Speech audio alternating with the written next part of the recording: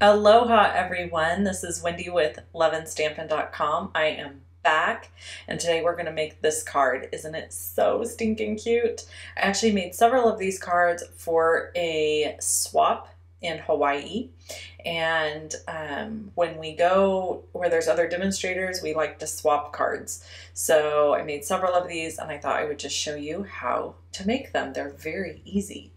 So we're going to use the stitched greenery die. I wanted to show that to you. It's beautiful. It just makes little stitched impressions. We're using In the Tropics dies for these little flowers. And then we are using the Give It a Whirl dies. I'm going to show you how to use those. And the basic border dies. Now, all of these products are linked in the description below the video. And this little hill piece here is what I used the basic border die for. If you don't have the basic borders dies, I highly, highly recommend purchasing those. Again, link below the video. They are super versatile. They're also going to be offered as an optional add-on for my June Love and Stampin' Monthly Club.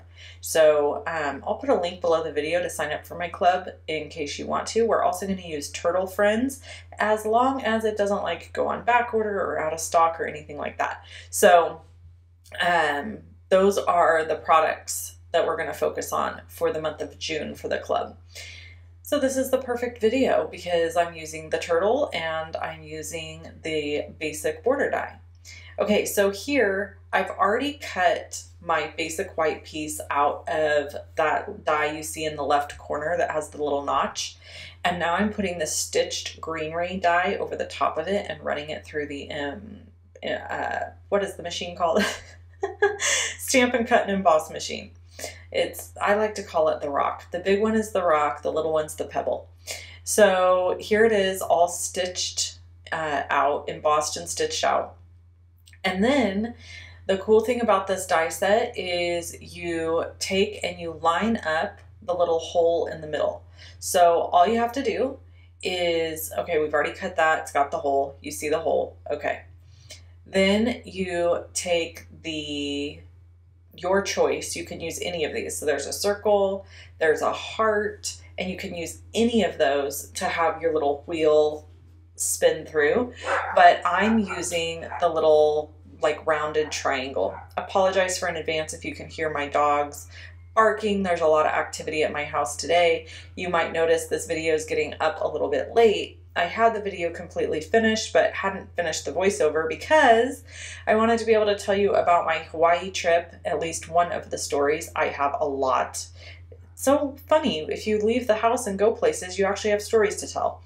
So you just line the little hole up on the die with the hole that's already cut on this piece of cardstock, and you simply run it through your machine, and this cuts out your little peekaboo window. Once you do that, you can line up the hole on the wheel and the hole on this piece of cardstock and put a brad through it, and then you've got your little spinner mechanism.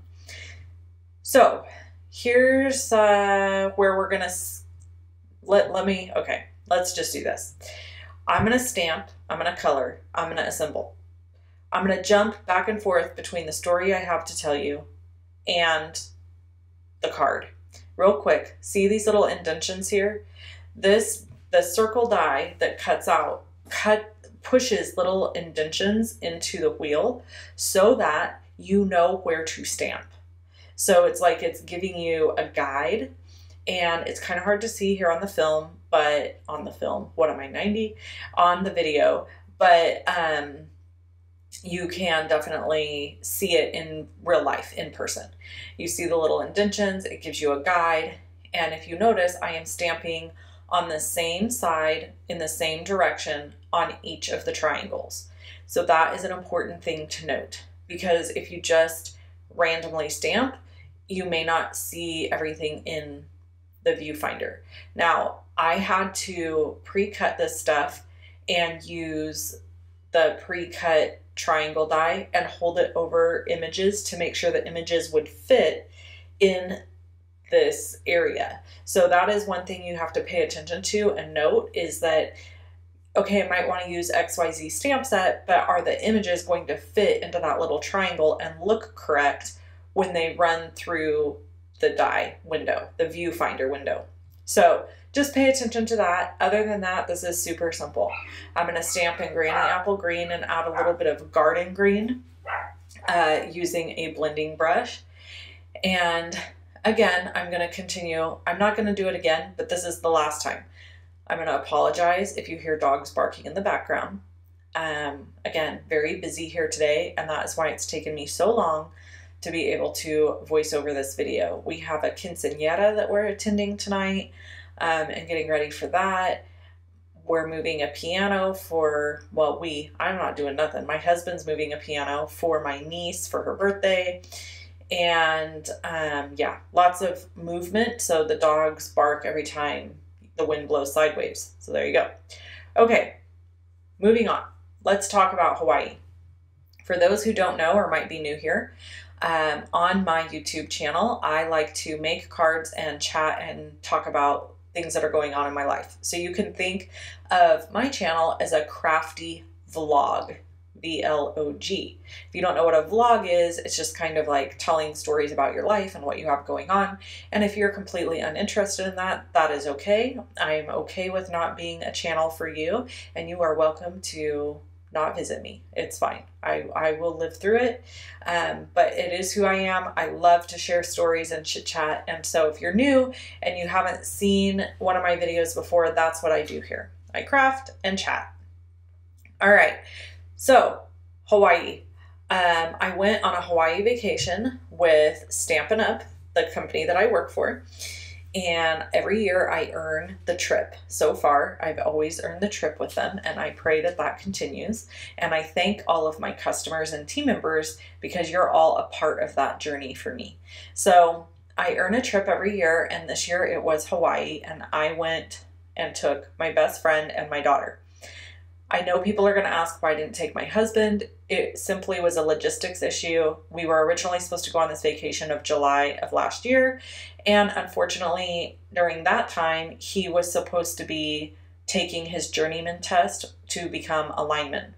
So he ended up taking the test last year around that time, became a lineman, and COVID canceled our Hawaii vacation, but I had already committed to take my friend. And in addition to that, I had already committed to taking her. I had a little interruption there. My husband let my dog in. I'm like, no, he's going to bark. So I had to deal with that. See what I mean? Busy. Okay, so anyway, long story short, my friend Laura and my daughter ended up going with me to Maui, and we had a fabulous time. We stayed at the Grand Wailea Resort, and it was beautiful. And I'm going to have a video up for you very soon that is like highlights from our trip. So I'm hoping you'll tune in and watch that. But let me tell you story number one. Story number one is we get to Maui. Now, mind you, we had to go through a rigmarole you wouldn't believe. And I'm going to share that in another video because we only have so much time here today. But we went through a rigmarole to get there, which I'm not complaining. I understand the reasoning. But it was a lot. It was stressful and it was a lot. Thankful to go, thankful for my blessings. No way saying that I'm not. But it was a stressful ordeal to get there. So we get there, we finally land. Our flight was straight through because we're in California. So it was a 5-ish hour flight straight through. We land, we get off the plane. Luckily, we got through pretty clear. Again, I'll talk about all that in another video. But we are coming down the stairs out towards baggage claim, and then they have a whole second area set up where you have to get a second COVID test when you arrive. So we go and we're preparing to do that, and we go down and we get in this huge line, and it's like wraps back and forth. If you've ever been to Disneyland, it's like one of those lines where they wrap you in a zigzag back and forth. So that's how the line was designed, with ropes and all that. And so we're going through the line and we're at the very back of it, just getting there. And all of a sudden my daughter says, "Mom, that man fell." And I was like, "What?" And so I look behind me, and out on the pavement right next to us is a man who has fallen down. And he's on his back and he is out cold. like, we assumed he passed out because it's hot there. If you've been traveling, he looked like he was probably in his late 50s, maybe not in the very best of health. And so, you know, lots of things can happen when you travel, whatever. So people kind of rush around him. And luckily, there was some medical trained type staff there because of the COVID testing.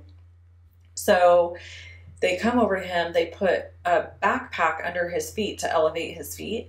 And at that point, my friend Laura says he probably just passed out. So they're elevating his feet, trying to get his blood flowing again. So as we continue through the line, we aren't in a position where it's like we cannot look. Like every time the line wraps, we're facing him. So he's not in the line, but he's right outside of it, and there's no escaping what's going on. So I keep telling my daughter, hey, you know, don't look. Like, let's try not to look as much as possible because it could be disturbing or whatever. So we wrapped the line a couple times and we're facing, and by this time they have his shirt off of him and they have begun CPR, which tells me they couldn't find a pulse on this poor man. So they begin CPR. The man is performing CPR on him. And I find out later from a friend that CPR is very exhausting to perform.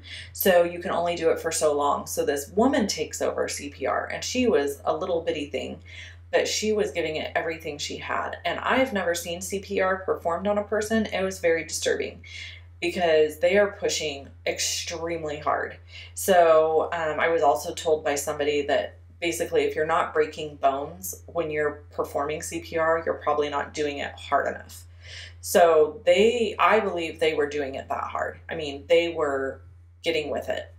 So by this point, it's been a few minutes at this point, and you know, you can tell the people who are helping him are beginning to panic because he's not coming to. And there's zero signs of life in this man. He's not taking any breaths. He's completely lifeless. And so then they find an AED machine, and I don't know if you're familiar with those, you probably are, but basically they're little machines that are like stationed in different areas so that if an emergency happens, somebody could grab it and use it. And it's basically one of those shock machines, a defibrillator. So they bring it over, and mind you, I'm not a medical person, so I'm sure I'm using all the wrong terminology. You can feel free to correct me, but it won't guarantee that I'll use the correct terminology the next time, just saying. So they bring this defibrillator over and they hook him up to that, and I hear them say clear, and they begin shocking him. And at this point, I am very disturbed. My daughter's very disturbed because we've never witnessed anything like this. We're not a medical family, meaning there's no nurses or doctors that we spend time with other than veterinarians. So this happens. He's still not responding. And about this time, his wife shows up. And that is when it went from like upsetting to like, get me out of here, because she is making sounds I've never heard a person make. And he is out cold. They move her into this little room that has like glass windows, and you can hear her screaming though. Like she's making horrible sounds. Of course she would be, because she must have gotten sidetracked somewhere. That's the only thing I can think of. Like maybe she got sidetracked with the testing stuff, or was trying to figure something out, or maybe she had to go to the bathroom, and then she comes out of the bathroom and her husband is unconscious on the asphalt. Like I cannot fathom. I would need a sedative. Like there's no way. So we were very upset for this poor woman, because if he did pass away, like it went quick. But here she is by herself. We didn't see any other family with them. And she now has to figure all this stuff out on her own. So they finally push us all through this line really quickly. They don't require us to get a second COVID test because they're just trying to get people moved out as fast as possible. By the way, don't you love the card? So freaking cute. So I'm just showing you different things I did with the arrows. Some of the arrows I have like pointing down on the outside. Some of them I put on the wheel. So you could mix it up with the arrows. So now I'm going to stamp the inside. So anyway, we finally heard the fire engine go by, but we never heard anything leave. So I don't know. My guess is the man passed away. Like, I don't know how he could have survived all of that. And I don't know if he like passed out and hit his head so hard that did it, or if he had a massive heart attack or stroke. I have no idea. But for him to be out as long as he was, it would be very shocking to me if he survived that. So that was disturbing. And that was our first 5 minutes in Maui. Like, it was crazy. And my friend said to me, this better not be like an indicator of our whole trip, lady. And I was like, yeah, no kidding. But we prayed for the man, we prayed for the wife, and then we let God take over, because it was one of those situations where you feel really helpless and you want to do something. And my daughter was really disturbed by it. And she's like, what should we do? And I said, we can't do anything. It's out of our hands. There's nothing we can do to help the situation. And I'm sure she has lovely friends and family that are going to fly to Maui to help her. So we just prayed for her to have God's, God's peace that passes all understanding. And that if the man did pass away, we prayed that he was saved and that he went to heaven. And that is all we could do in that situation. But it was crazy.